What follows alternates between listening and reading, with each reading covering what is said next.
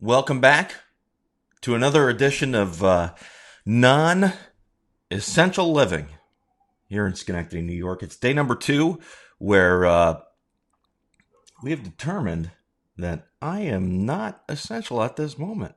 So all I've got is to pay attention to nonsense, have a little fun here with Facebook, have a little fun paying attention to some of the things going on around us here in our area and around the world. So that's what we're doing. It's non-essential living. So the last couple of nights we did stuff with music, and I apologize for some of the video because what happened was, and I found out after the fact, and my friend Richie Phillips, who is a longtime radio guy, and he knows his music, he knows his stuff, and he pointed out to me today again. He was one of many who said, your video kind of goes silent there. Well, here's what happened. So we play a song as we're talking about these theme songs and these ideas that we're playing with in terms of my green book of songs by subject. And so when I play the songs, these songs don't come out when you replay them. I think they came out live, but after the fact, they weren't coming through. So if you watch the video afterward, you'd hear these blank spaces. So we decided to tonight just change it up a little bit until I can figure out something else. I think I figured out the phone call thing. So I think we'll be doing some Skype stuff. We'll be talking to some people, maybe tomorrow night. I want to get Bob Smith. Bob Smith, who is one of my old St. Bonaventure buddies. And I haven't talked to Bob in a while, except through Facebook. And Bob is a GM in Elmira, New York, for a group of radio stations out there. And Bob does these trivia nights. So maybe we'll do trivia tomorrow night if I can convince Bob into coming on Skype with me. And we'll play some trivia. Maybe my friend Alan Green will provide us some restaurant certificates again. Although he didn't last time. He didn't come through. I had to wait for my brother-in-law, Johnny Gilmore, to get us something down in Poughkeepsie for Greg O'Brien, who knew Russ Ballard the other night. So this is non-essential living.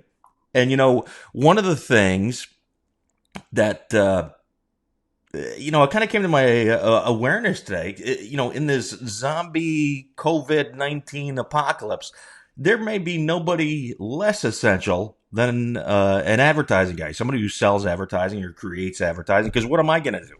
Am I going to put on a mask and draw blood for somebody? Am I going to stick a swab up somebody's nose to help them find out if they have this problem? But I'm not going to do that. I don't. That's beyond me. That's way above my pay grade. So I am definitely non-essential, and this is non-essential living. So today, first thing this morning, I got up, and what I try to do is every hour I would set the alarm on my phone. Here's the alarm, goes off, walk out the door, take a walk around the cul-de-sac in my neighborhood. And first thing this morning when I did that, looked up the sky. Sky is blue. I probably shouldn't have had shorts on. It was a little bit chilly this morning. But it was so eerily quiet. And I could hear the thruway because I'm fairly close to the thruway. But beyond that, all I heard was birds. It is just nuts right now. And I could feel, everybody's home. Everybody's home. And it's very quiet. Very quiet. It's like nobody wanted to come out. But this afternoon, I noticed more people came out. Brian next door, who helped us out last night and came by with the Irish whiskey, the smoothest Irish whiskey I've ever had. I ran into him and his wife Angie out walking the dogs earlier. That made me happy. So things were a little bit normaler this afternoon. So I came back. Actually, before I left to go for that walk, I decided I was going to go through the cabinet and see what I got in here. What can I make and what can I cook? Is there something I can do here today? So I did. I went into the cabinet and I found this. So I find this quick bread, Pillsbury quick bread. And I look at the expiration date. I'm going, January 2018. What do you think? Is this going to be any good? So I said, what the hell? Let's see what we got here. Let's see if we can pull this off. So I decided to pop this bad boy into the oven. And here's the way this thing went down. So I cook it up, put it in there. I cook it for about 50 minutes. I get the toothpick out. I follow the instructions: 2 eggs, 3/4 a cup of water. Now I'm cutting this thing up. I pull it out of the oven. I didn't burn myself. I didn't set the house on fire. Now this is non-essential bachelor living here in Schenectady, New York. Look at that lovely, lovely piece of, I don't know what that is. It looks like a brick, but so here's the final result. It's right here. We're going to try this live on Facebook. I haven't tried this yet. So if I die, this is my gift to you. Dying on Facebook Live after trying something that I didn't see any mealworms. It didn't rise very much. It didn't have enough stuff going on in it. And, I'm glad I gave a few of you some laughs this afternoon, like my friend Bill Tyzik, because he said, did the directions say to turn on the oven? Yes, the oven was on. It was at 350, 50 minutes. Or my friend Jessica Miller, she brings up a good point in this whole thing, is that the genetically engineered portion of this that's on the box, if you see it right there, produced with genetic enhanced materials. So this is probably no good, even if it was from the last month. So this is tonight. We're going to try it. If you may need to send CPR for this.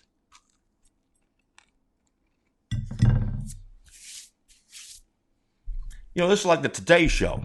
You cook something in the kitchen, you show the video, here's the chef. That's not horrible. It's like it's almost like a pita. Oh my God. That's incredible. I don't think I'm going to die, but if I start retching later in the night, hopefully my essential 19-year-old daughter who works in the food service business part-time will resuscitate me, because her non-essential father just ate something that should have expired 2 years ago. So I'm going to wash that down now. Tonight, since I don't have the fancy Irish whiskey, I'm going to wash that down. I've got a bottle of Rodney Strong Chardonnay, and I'm not a big Chardonnay guy. But because this is like a pita and it's sticking in my teeth, it's kind of nasty. So this is my Pillsbury Quick Bread. It is hasn't killed me yet. So, and by the way, I must have about 30 of these wine glasses. This one is, there's almost nothing that I don't have a logo for. And I've got this lovely Saratoga Wine and Food Festival. There's my logo. Whew. So, Sherry, you're right. Good thing Abby knows CPR, because she was a lifeguard last summer and she took the test. I might need it. I'm hoping I don't. So today was sunny and 43 degrees, very quiet. I told you that. So I got up this morning, and first thing I did, I don't know, for some reason, I had bought this book 3 years ago, and it's called The Daily Stoic. Can you see it? It's a little funky here in the light, because we're sitting in my kitchen and the lights are not very good. And it's by a gentleman named Ryan Holiday, and it's a 365-day book. So I had gone through this book 3 years ago, and I pulled it out today. And so for March 21st, the best retreat is in here, not out there. I was like, huh. So sometimes, I don't know, the universe tells you weird, stupid things. And you go, why do I feel like I have to pick up this book today? And I figured out why. So March 21st, it brings in this quote from Jon Kabat-Zinn, who talks about meditation, and it says, wherever you go, there you are. So do you need a vacation right now? Do you want to get away? If you can just clear your mind a little bit, you can get away. So I had another post earlier today, because it was something I saw. One of my Mets friends had posted this tweet, and she had mentioned something about this. It was, so this current situation is happening for us, not to us. And I was thinking, wow, that's some heavy stuff here this morning. So I'm gonna share that with all my Facebook friends here today. So this is not happening to us, it's happening for us, this whole quarantine situation. What can we learn from it? What can we take from it? And what can we use to make ourselves better? A few years ago, when I went through my stuff with my ex 3.5 years ago, I grabbed this rock, and I carry this rock in my pocket all the time, just to remind me that to think of something good that's come out of this whole situation. I have a list of things that have come out that are good and that are great, and people I've met and things that I've done in the last 3.5 years. And I just remind myself, if all that didn't happen,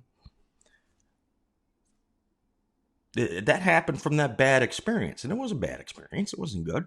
So that rock stays in my pocket. It goes in my left pocket. And it reminds me of that. So there's something good that's going to come out of this for each of us individually. And hopefully something good that comes out for all of us as a country. So I thought I would share that today because it was just one of those weird things that as you go through your day that the universe wants to share with you. Now, I'm working real hard on figuring out all this fancy stuff going on here with my new laptop. Where can we put Kenny Rogers? There, we'll put Kenny Rogers right there. So Kenny Rogers passed away last night. He was 81 years old. I'm not a big Kenny Rogers fan, and I know The Gambler, and I know all the rest of this stuff. So the Kenny Rogers, I was looking through, and I saw this record. It's called Eyes That See in the Dark, and it was produced by the Bee Gees. And I was listening to that a little bit earlier. I was like, holy cow, this is Kenny Rogers singing the Bee Gees. So Kenny Rogers, rest in peace. There's a great video going around, if you see it, of Dolly Parton. She's got something, a tribute to Kenny Rogers going on. That's pretty cool. That's happening right now. You can check that out. Now, we're coming up to the end of this fancy broadcast for tonight. I'm not going to go on forever and ever again, but I was just thinking about this today. So the last concert I went to was on March 10th, and it was Robert Cray, and it was at the Troy Music Hall, and I was listening to Robert Cray earlier. I'm thinking, gosh, could that be the last concert I go to this year? Will there be another one? Will we be allowed to get together in big crowds this year? So I think about it. I'm drinking out of my Saratoga Wine and Food Festival wine glass tonight. I'm listening to Robert Cray. Who knows what happens? So find something good to do tonight. Find something to chill out with. If you need a movie, find a movie. Don't watch the hideous Forbidden Planet that I watched last night on Amazon Prime. That could be the worst movie I've ever watched. Go watch, if you like sci-fi and you like Star Trek, go watch Picard, Star Trek Picard, which is on CBS All Access. Very, very good. They're up to the second to last episode, so it's right near the end, so you can get just about the whole thing. And a new episode will come out, I think, on Thursday night or Wednesday night. But very good. There's my review of the night. Keep you entertained so you do not have to watch CNN. This is Non-Essential Living in Schenectady, New York. I hope you have a great night, and we'll talk to you soon.